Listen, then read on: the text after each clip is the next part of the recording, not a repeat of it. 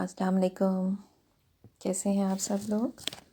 امید کرتی ہوں کہ سب اپنے ایمان اور صحت کی بہترین حالتوں میں ہوں گے. آمین. آج کی دو سبق آموز واقعات یا کہانیاں جو میں سنانے جا رہی ہوں وہ پھر مولانا وحید الدین خان کی کتاب اللہ اکبر سے ہیں. رشک آتا ہے ان لوگوں پر جن کو اللہ نے اتنی سمجھ دی ہے کہ وہ زندگی کے ان واقعات کو اتنی باریک بینی سے دیکھتے ہیں جن کو ایک مجھ جیسا عام سا انسان سوچ بھی نہیں سکتا. اللہ ہمیں بھی سمجھ دے. آمین. پہلا عنوان ہے غلط استعمال. جون 1984 میں امرتسر کے سورن مندر کے خلاف فوجی کارروائی کی گئی. ہندوستانی فوج کی اس کارروائی کا خفیہ نام آپریشن بلیو اسٹار تھا.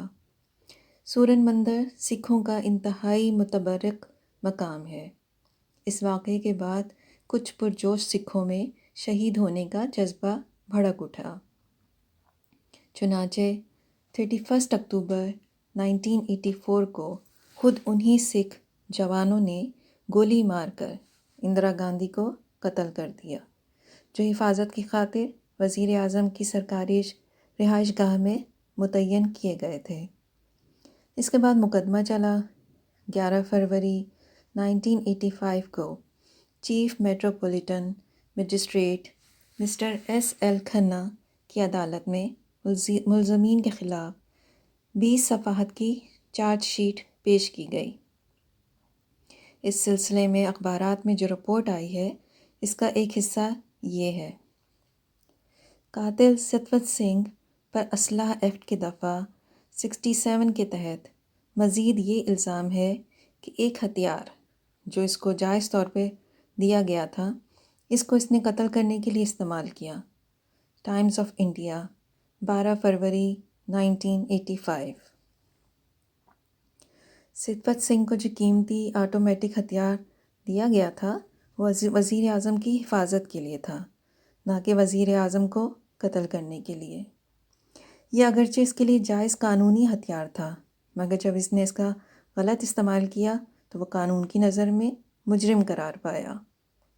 وہی ہتھیار جس کا صحیح استعمال اس کو انعام کا مستحق بناتا اس کے غلط استعمال نے اس کو سزا کا مستحق بنا دیا.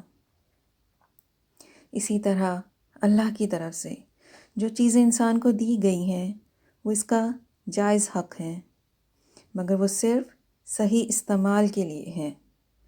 آدمی اگر ان چیزوں کو غلط راہ میں استعمال کرے تو خدا کی نظر میں مجرم قرار پائے گا اور آخرت کی عدالت میں وہ ایسی سخت سزا کا مستحق ہوگا جس سے وہ کبھی نجات نہ پا سکے.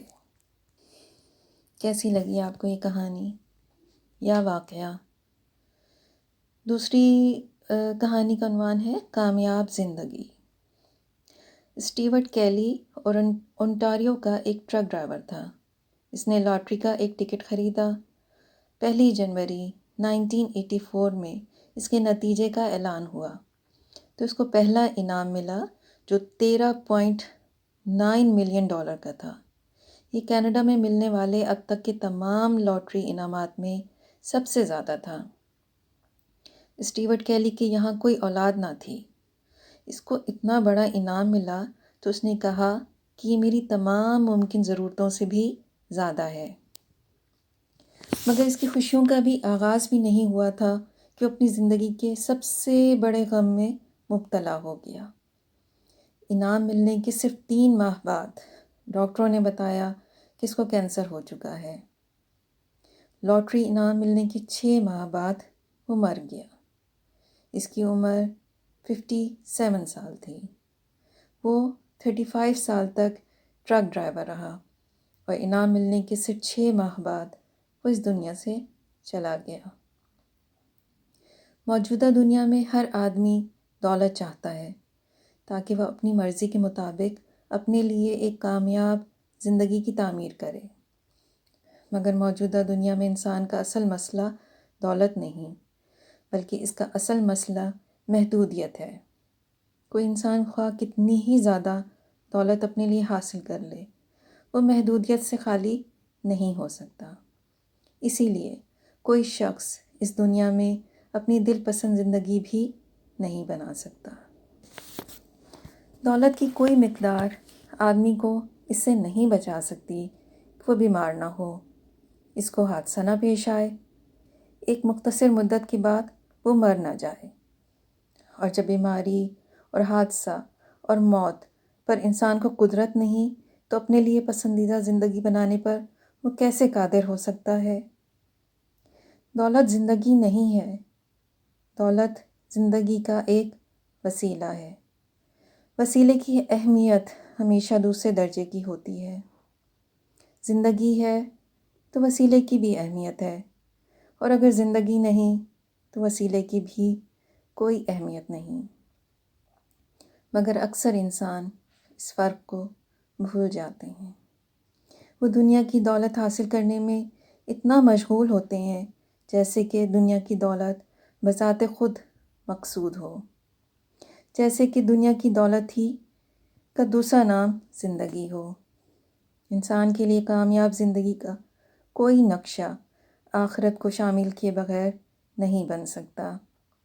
انسان کو دو میں سے کسی ایک چیز کا انتخاب کرنا ہے: موجودہ دنیا کو سب کچھ سمجھ کر ناکامی کی موت مرنا، یا موجودہ زندگی کو آخرت تک وسیع کر کے اپنے لیے کامیاب زندگی کا راز دریافت کرنا۔ انتہائی گہری باتیں۔ اللہ تعالیٰ ہمیں سمجھ دے کہ ہم اپنی زندگی کو اسی طرح گزاریں جس طرح کہ وہ چاہتا ہے۔ آمین۔ کیسی لگیں آپ کو آج کی دونوں کہانیاں؟ مجھے کمنٹ میں ضرور لکھیے گا، اور اگر ابھی تک آپ نے میرا چینل سبسکرائب نہیں کیا تو اس کو سبسکرائب کیجئے، اپنے فرینڈس میں اور فیملی میں بھی شیئر کیجئے۔ جاتے جاتے ایک نظم۔ سمجھ میں کچھ نہیں آتا ہمیں کس ہاتھ کی محبوب ریکھاؤں میں رہنا تھا، کس دل میں اترنا تھا، چمکنا تھا کن آنکھوں میں، کہاں پر پھول بننا تھا، تو کب خوشبو کی صورت کوئے جہاں سے میں گزرنا تھا۔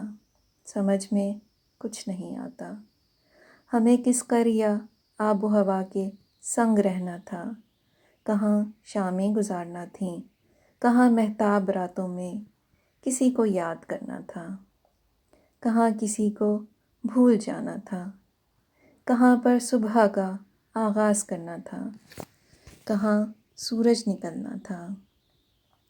سفر کے دشت میں تنہا تھکے ہارے مسافر کو کہاں خیمہ لگانا تھا، کہاں دریا میں کشتی ڈالنی تھی، اور کس ساحل اترنا تھا۔ سمجھ میں کچھ نہیں آتا۔ اپنا بہت خیال رکھیے گا، اور اپنے ارد گرد رہنے والوں کا بھی، اور مجھے دعاؤں میں یاد رکھیے گا۔ اللہ حافظ۔